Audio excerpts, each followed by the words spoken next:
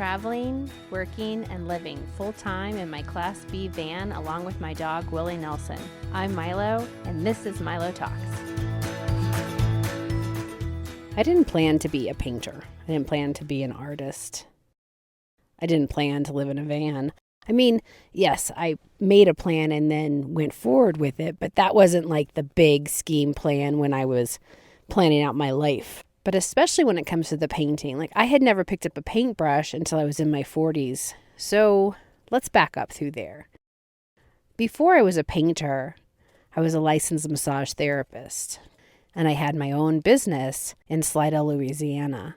I didn't plan to be a massage therapist. I ended up finding a trade school because I needed something to do due to the fact that when I moved back to the United States from Guam, I had been a kickbox instructor, aerobic kickbox instructor in Guam. Couldn't make a living in Mississippi teaching kickboxing because the pay structure was different. I was getting paid well because it was, a rare thing and not a lot of instructors on an island as opposed to when you're in the United States. It's just different.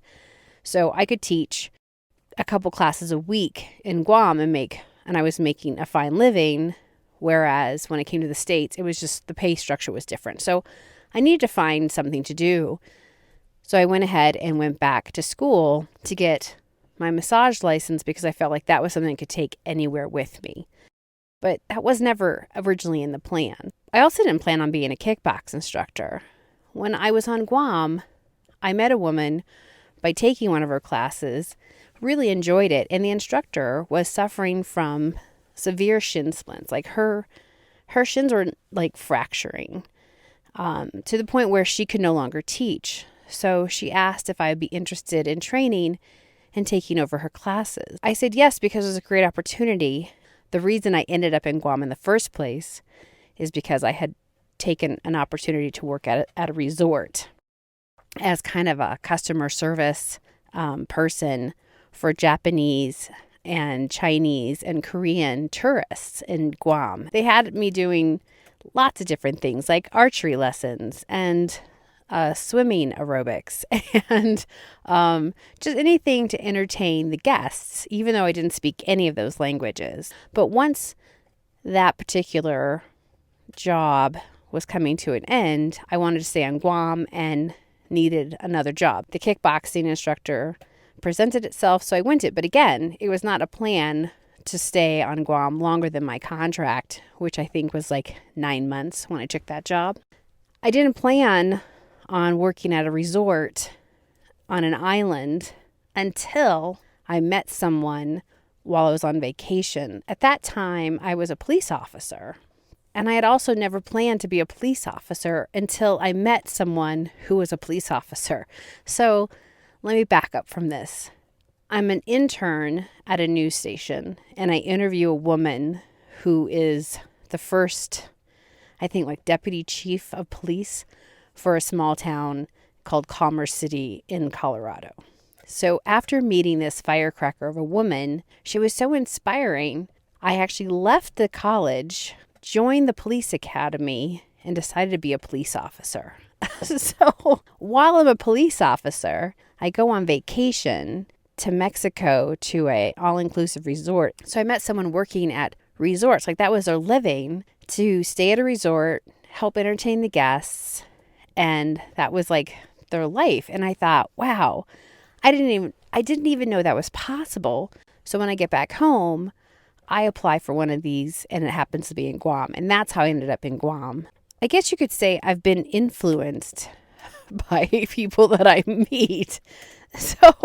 So even though I think I'm on a course, I meet someone and they show me that there is a possibility to do something I had never thought of before. Before I was in law enforcement, I had been in the military. Another unplanned decision. I had been a college student and I had watched the movie Hunt for the Red October. And by the end of that week, I had gone to a recruiting office and signed up to join the military.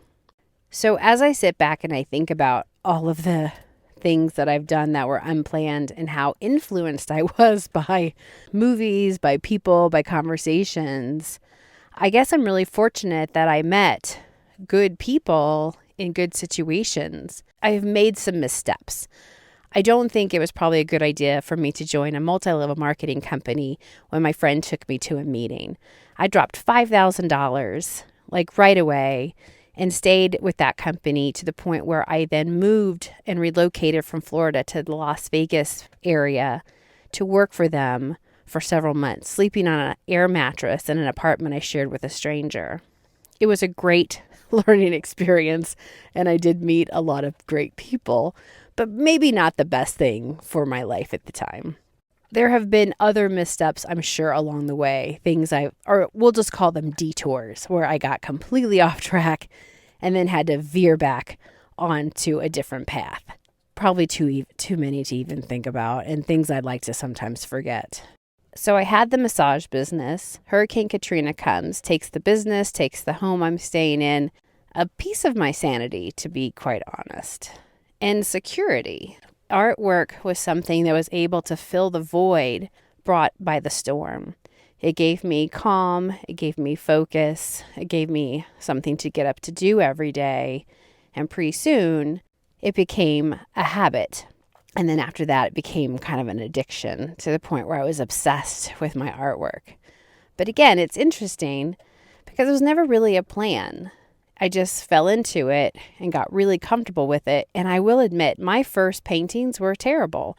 I may have said this before in another podcast, but I once told someone I had 100 bad paintings to prove that I was a self-taught artist because it took so many bad paintings to finally get one good one. In fact, my best painting came by accident. I realized I really wasn't very good at painting, so I started playing with glue and sand and texture, and then I'd let that dry, and then I'd paint over it, and the effect that would cause was very interesting, and so I stuck with that for a really long time, and then I just kept wanting to get better, so I'd push myself to try something new and expand. At one point, I did quit painting.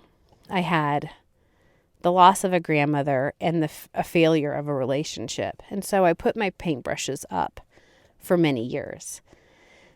So it was nice to reconnect like with an old friend. But in some ways, it was a different friend because watercolor is not like oil or acrylic painting. It's a happy medium that we give to 3-year-olds because it won't ruin anything. It's compact, it's easy to travel with, and I love how fluid it is, and I love how it responds to water and the paper. It just makes it fun to play with, and that's literally what I do now. I just play with my paints. But again, I never planned to be a painter. So in a lot of ways, my life has not been a straight plan. I make a plan to get something, but then I know that in a week, in a month, in a few years, that plan may change drastically.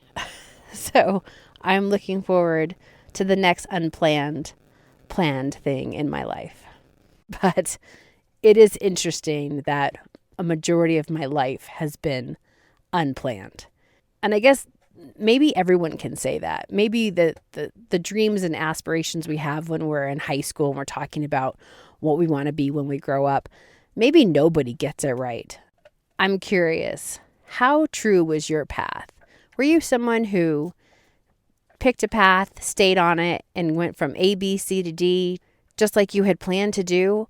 I would think more people are like me, that they did not plan to be where they're at. But maybe I'm wrong. Maybe more people are planners. I don't know. Which leads me here. I just arrived to my camp hosting gig in Colorado, where I plan to spend the summer doing just that, camp hosting. It's not something I've ever done before or really ever considered until I, of course, talked to someone who had been doing it in Texas. So I went online, applied to a couple places, and found one in Colorado. I'm not going to say exactly where it's at, not because I'm trying to hide from anybody, but really because I want to be able to talk about my experiences here and the people I meet without naming names or naming locations. So I hope you'll join me next time as we turn the page to my next chapter of camp hosting. Go see everything. Thank you for listening to MiloTalks. You can follow me on Instagram and Facebook at MiloTalks or email me at milotalkstostrangers@gmail.com.